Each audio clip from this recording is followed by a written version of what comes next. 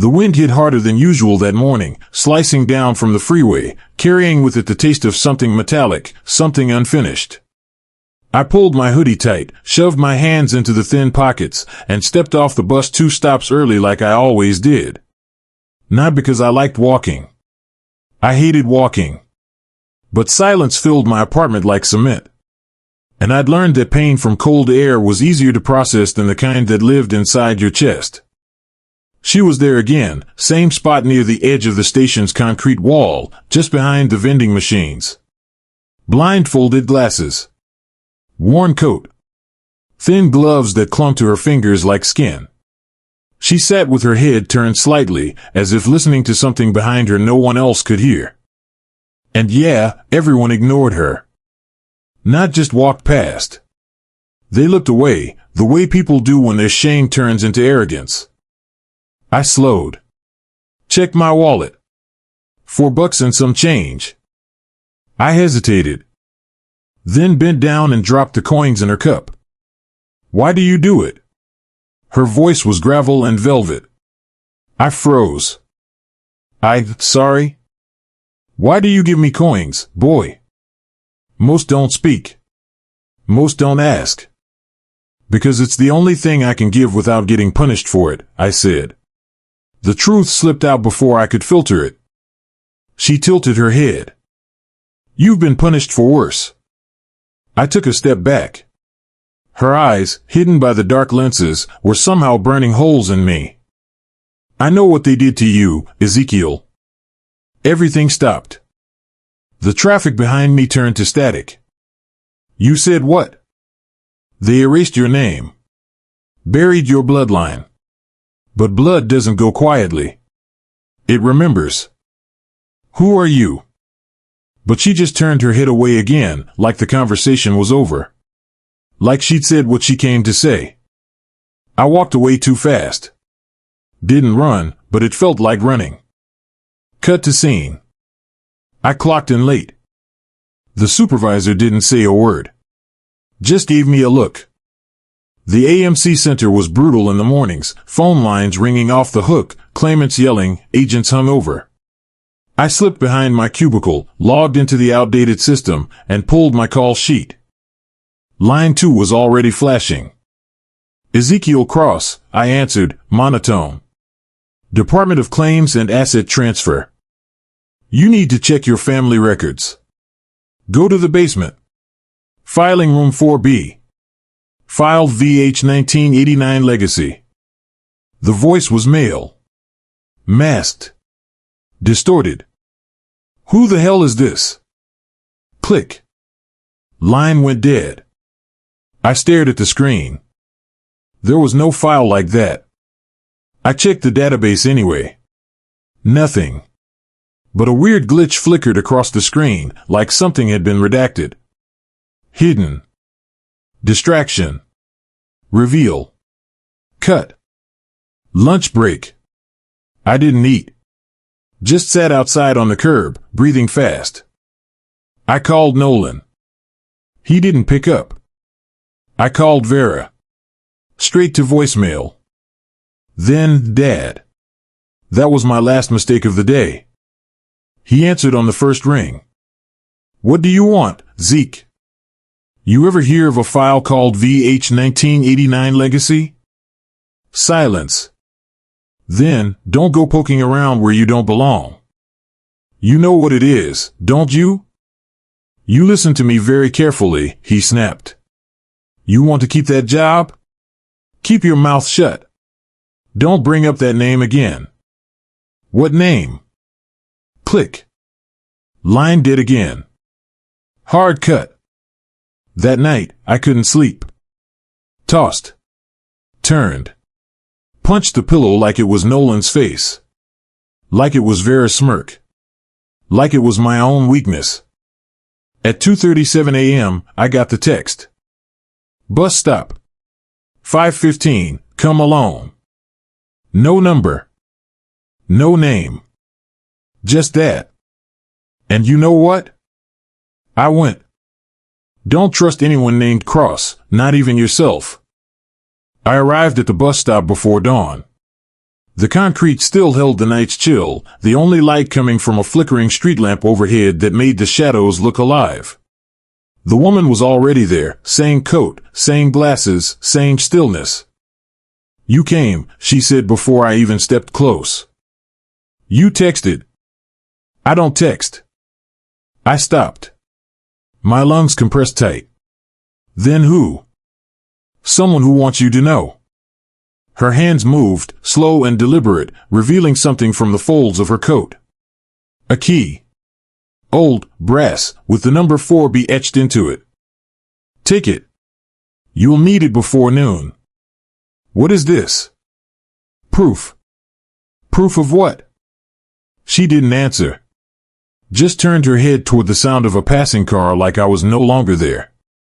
I grabbed the key, cold in my palm, and walked away, her voice following me like smoke. They hid it in plain sight. Cut. Back at AMC, I moved fast. I took the service elevator. Lower floors required special clearance, but 4B? That was a legacy archive. Abandoned 2 years ago. Technically still in system. Practically forgotten. I slipped in while the guards were changing shift. No cameras in this wing. Dust covered everything like snowfall. Rows of old metal filing cabinets stretched into the darkness, humming faintly under flickering fluorescence. Drawer 1989, middle row, third column. I found it. Inside? One envelope. Sealed. Thick. Labeled. Cross, asset transfer, illegitimate claim, VH code. I opened it. Inside, copies of documents. A transfer of ownership of real estate, dated 24 years ago. A trust fund account established under Zeke Cross, redirected 2 years later to a shell name, Nolan H. Cross. My brother. And under that, signed affidavits. My birth record. My mother's name scratched out in black ink. Replaced. Forged. They erased me. A slow grin spread over my face, but it wasn't joy. It was something else.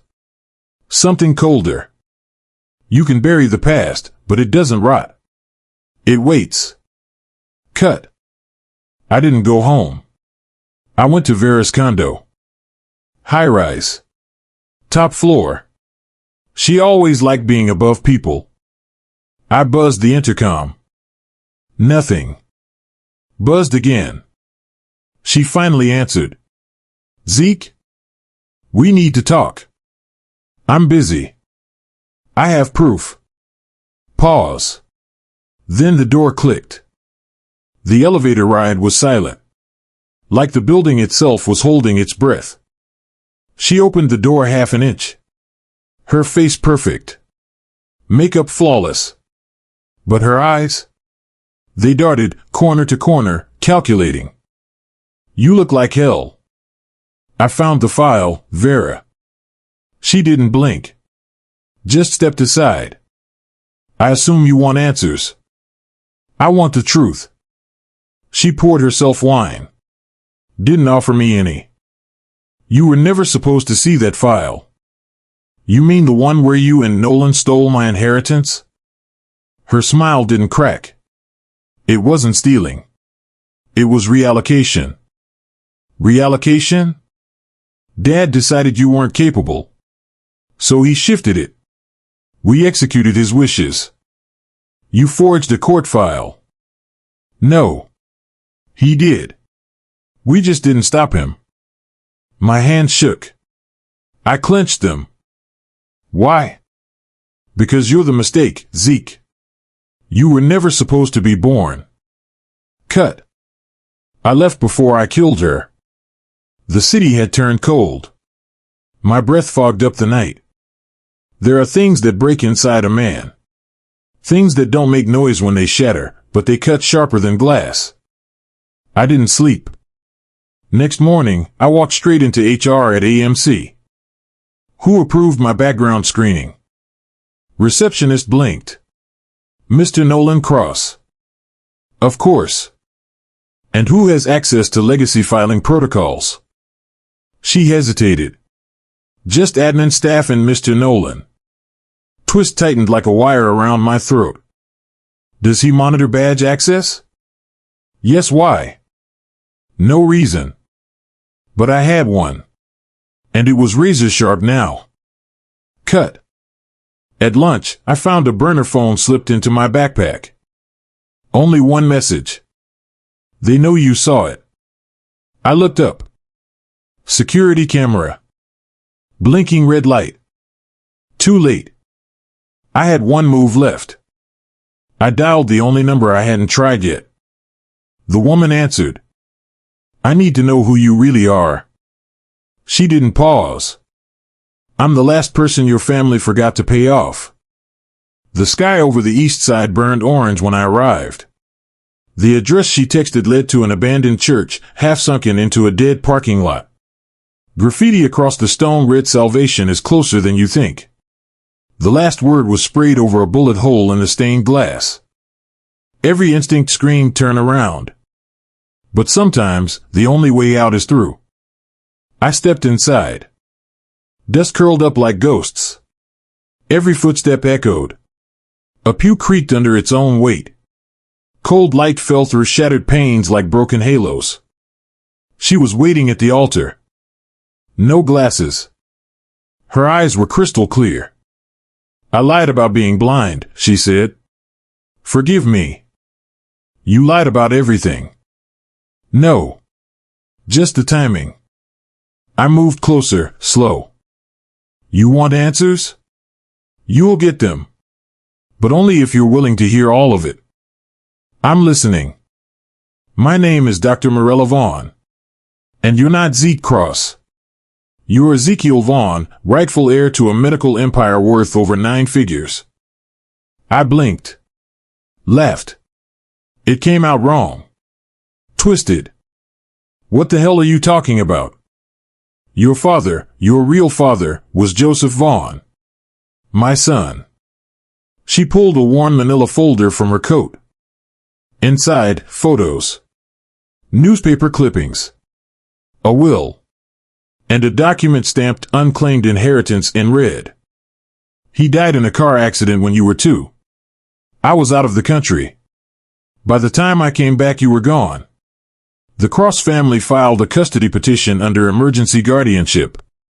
Falsified records. Buried your birth name under sealed probate. My knees buckled. I sat on a pew that groaned like it would collapse. They told me I was premature. Sick. That I almost died. They told you what kept you quiet.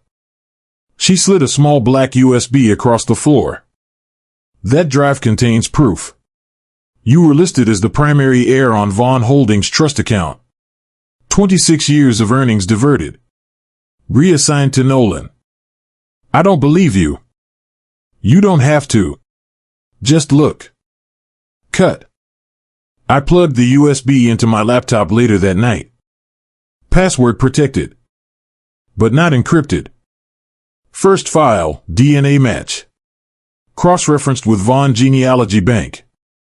Next file, audio recording. Dad's voice. He'll never know. We've wiped everything. The kid's just a spare. My heart kicked sideways. A dull ringing built in my ears. Next folder, internal memos. Redirection of trust fund disbursements. Shell LLCs. A code named blindfold protocol used to mask identities during asset transfer. And then, an affidavit. Signed. Nolan H. Cross. My brother confessed. I dropped the laptop. It hit the carpet like a shot. Cut. The next morning, I didn't go to work. I went to the courthouse. The clerk raised an eyebrow when I asked for estate claim archives. You're not authorized for those files, she said. I showed her the USB. 10 minutes later, she led me to the back room. Dim, dusty. One lone copier buzzing. File, Vaughn Holdings, disputed inheritance. Stamped, closed. By Nolan Cross. Last updated 5 months ago. I grabbed a copy and bolted. Cut. Back in the street, I called Vera. Zeke? I know. Pause. I'm sorry. No, you're not. Silence. Meet me, she said. Tonight. 9 p.m. Come alone. Cut. Her house looked different. Blinds drawn. One porch light flickering. I walked in. No greeting. Just static playing on the living room TV. And then, her voice. Not in person. Over the speaker. You should have stayed blind, baby brother. Everything inside me froze. The door slammed behind me. Locks turned. Screens on every wall lit up, photos, documents, clips from the church, security footage that should have been private. Then another voice cut in. Not Vera. Nolan. You know what the worst part is, Zeke? You were always supposed to be the decoy. The one nobody looked twice at. Lights exploded on. 3 men stepped from the hallway. One held a knife. The other, a tablet. Open the USB. Now. No. They lunged. I kicked the laptop toward the fireplace. Typed 3 words. Self-wipe initiated. The screen went white. USB melted inside. The man with the knife cursed. Plan B, he snapped. They moved fast. I moved faster. Window. Glass shattered. Pane bloomed. Leg torn open. Blood everywhere. I hit the lawn. Rolled. Ran. Every step screamed. Every breath was glass. But I kept going. Because for the first time in my life, I wasn't running away. I was running toward. I reached into my pocket. A scrap of paper. Burned on one edge. Smudged. But the words were still there. Kansas City. Vault 19. Real ID inside. Kansas City smelled like cold steel and diesel the moment I stepped off the Greyhound. My leg throbbed where the glass sliced it open, but adrenaline made a decent bandage. I kept my hood low. Every reflective surface became a threat: store windows, car mirrors, chrome panels on passing trucks. I kept catching my own shadow moving wrong, half a second behind me. A line echoed in my head: most people run from their past. Fools forget it runs faster. I wasn't running anymore. I was hunting. Cut. Union Station's Grand Hall swallowed me whole. Marble. Echoes. Too many people, too many eyes. My phone buzzed. Unknown number. Do not speak to anyone. Cameras track motion patterns. Go directly to Midwest Federal Storage. Suite C, Vault 19 requires biometric override. I deleted the text in half a second. Suite C was 4 blocks away. The kind of discreet building billionaires used when they didn't want their sins living on public record. I entered. The reception desk was empty, just a sign-in tablet and a camera aimed straight at my face like a rifle scope. Name, a voice asked from an unseen speaker. Ezekiel Vaughn.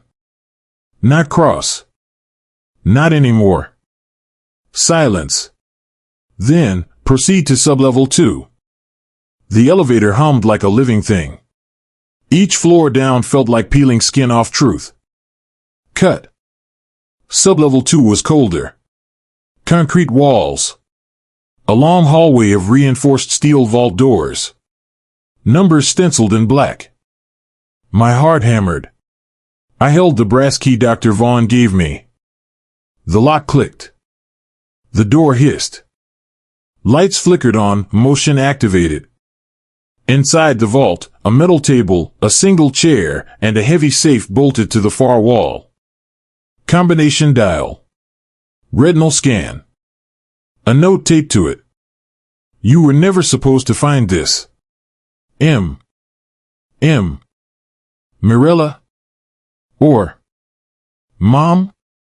My breath hitched. Something inside me wavered. But I turned the dial anyway. Left. Right. Left.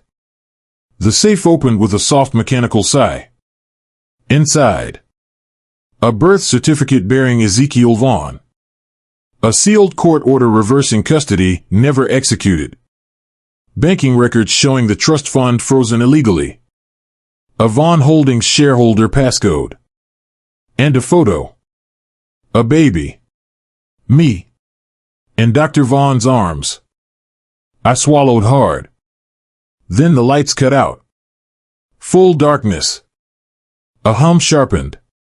Footsteps approached the vault. Not running. Measured. Predator steps. I backed up until metal hit my spine. A flashlight beam sliced across the darkness. Cute vault, Nolan's voice said. Shame you won't walk out of it. Two silhouettes behind him. Same men from Vera's condo. One held something heavier this time, a stun baton. Why? My voice shook. I hated that. You were a liability from the moment you survived, Nolan said. Dad planned to finish it years ago, but Vera begged him to wait. Sentiment. She thought you'd stay quiet. Why would you take my inheritance? He laughed. Because it wasn't yours to begin with. You were supposed to be a signature on a file, nothing more. Placeholder asset. I gripped the metal chair. My pulse thundered. Tell me something, little brother, Nolan said, stepping into the vault. You think the world owes you fairness? It owes you nothing. Power goes to the one who grabs first. Then grab this. I swung the chair. Metal on bone. Nolan crashed into the shelving unit. Papers exploded like birds into the dark. The men lunged. I ducked. Baton grazed my shoulder, electric pain ripped through me. I hit the floor hard. Another swing. I rolled. Fingers found the envelope in the safe. The original shareholder passcode. Not just inheritance, controlling interest in the company. This was motive. This was everything. If you walk out with those documents, Nolan snarled, wiping blood from his mouth, you don't just ruin us. You replace us. He wasn't wrong. One of the men lunged again. I grabbed the fire extinguisher on the wall, slammed it into his jaw. Heard a crack. The second man grabbed my collar. Choking. Stars burst behind my eyes. Let go, I rasped. He tightened. I slammed the extinguisher backward. He dropped. Nolan rushed me, knife flashing. Stay blind, Zeke. I dodged. Barely. The blade scraped the vault wall. You think documents save you, he hissed. No, I said. But truth does. For who? Mom? Dad? They built this from shadows. And shadows bury inconvenient sons. And sometimes, I said, breath burning, sons dig back. I grabbed the baton from the fallen man. Hit the switch. Electric blue buzzed alive. Then I pressed it into Nolan's ribs. He screamed. Body convulsed. Collapsed. I stood over him, shaking. My grandmother once said, the moment you stop fearing monsters is the moment you become one. I didn't know which one I was right now. But I grabbed the documents. The passcode. The birth certificate. And I walked out of the vault. The elevator door shut behind me. I thought I was alone. Until the screen inside the elevator flickered on. Dr. Vaughn's face filled the monitor. You shouldn't have opened Vault 19 without me, Ezekiel. I waited in the alley behind the old ballroom, breath visible in the March night air. Streetlights cut jagged shadows across wet brick walls. My leg still throbbed, every step a reminder I'd escaped Nolan's knife in the vault. I checked the passcode slip in my pocket. Vaughn Holdings. Vault 19. All real. All mine now. A bus rumbled by. In the blur of motion, I saw a familiar silhouette at the corner, Deputy Carter Reddick. His eyes locked onto mine before the bus swallowed him again. Watching. Always watching. Behind me, my phone buzzed. Don't trust anyone. Not even your reflection. I didn't know who sent it. But it didn't matter. It was right. I ducked into the ballroom entrance, the glass doors cold under my fingertips, the lobby dark except for emergency exit lights pulsing like a heartbeat. I didn't need the official FBI building. Tonight, I needed somewhere public, somewhere with memory. Inside, dust motes danced like sparks over old banquet tables and toppled chairs. Everything looked frozen in a party that never happened. Carter stepped out of the shadows. You're not supposed to be here, he said. No badge. No uniform. Just tone. Sharp. Warning. I'm looking for answers, I said. Voice steady, heart jagged. He didn't flinch. Then you're in the right place. But you don't want mine. Try me. He met my eyes. Then looked past me, where the cavernous wing stretched into silence.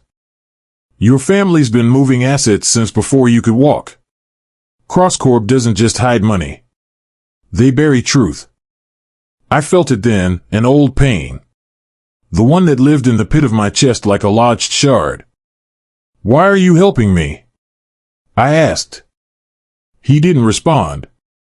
Just stepped into the main floor.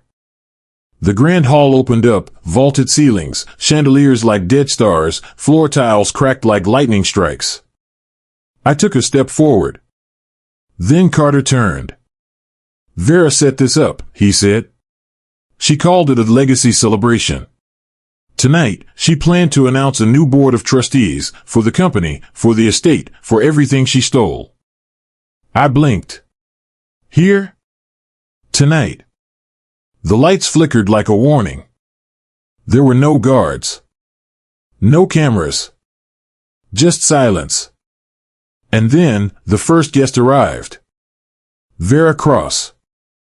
In a dress that shimmered under the broken chandelier, heels clicking across the floor like gunshots. She smiled. Predatory. You found Vault 19, she said, voice cool. So you told them to send Carter? She tilted her head. Carter's mine. Always has been. Loyal. Like all good men when they see power. She paused, stepping closer, closer like she wanted to separate every truth from me. I knew you weren't dead, she said. Even when you disappeared as a baby. I knew you'd return. I raised a brow. She laughed then. Light, like glass thrown against stone. You think you have control now? You think a few files and a fancy ballroom change anything? CrossCorp built this city. We decide who lives and who disappears.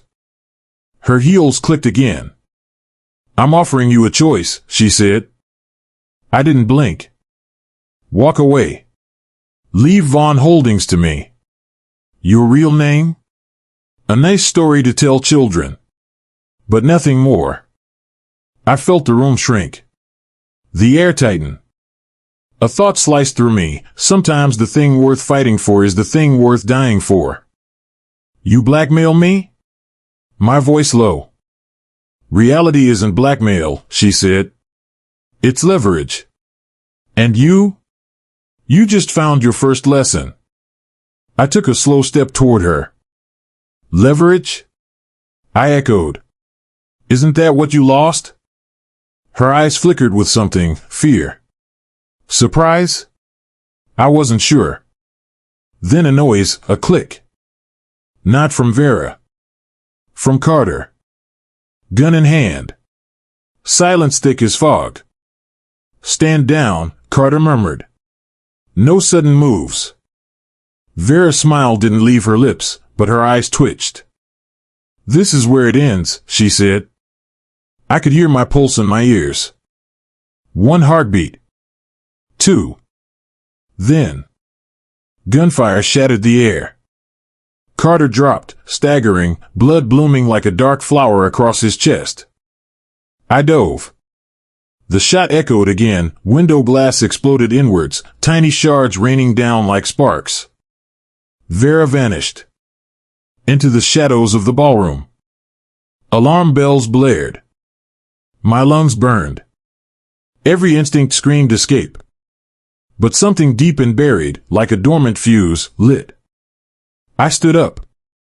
Dust fell from the ceiling like cold rain. My phone buzzed. "Look up." I did. The balcony above me. Silhouette. My father. Not dead. Not gone. But standing there with a gun aimed straight at my chest. His voice was calm. Too calm. "Finish it, Zeke. Prove you're worth more than a ghost in cross-corps history."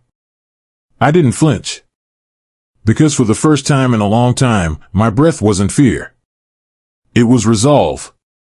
I lifted my hands. And whispered, "I don't think fear decides my future anymore." The world went quiet. Not slow. Not easy. Just silent. I opened my eyes to white ceilings and the hum of machines. The ER was too bright. Too sterile. My ribs hurt. My left arm felt like someone had taken a screwdriver to it. Voices. Soft. Distant. I tried to sit up. A hand on my shoulder stopped me. "Easy," someone said. Familiar voice of Jonas. His face was gaunt. Eyes etched with a week's worth of haunted nights. "You were lucky," he said. Lucky. The word tasted wrong. I'd escaped a bullet. Barely. The shooter had been masked, trained, professionally directed. A hit. Not random. Not chaos. Protocol. And I was supposed to be dead. Marina appeared then. Not in a dress. No gala lights. No pristine facade. Just plain clothes. Hair tied back. Eyes tired but steady. "I went to the cops," she said. No preamble. No hesitation. "Federal agents are raiding Voss Prime right now.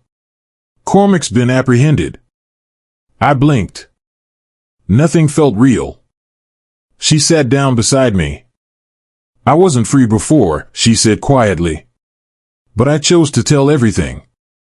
The truth unfolded in short, rapid segments, like broken film frames. Marina had found documents tiger-printed on Cormac's private server. Hidden ledgers. Emails. Plans to erase liabilities like they were bugs in a system. She showed them to an agent. Then Cormac was gone. Booked. In cuffs. Jonas leaned against the counter, arms crossed. "There's more," he said. He opened a tablet. Rhea Calder's face stared back, shocked, live on news feeds.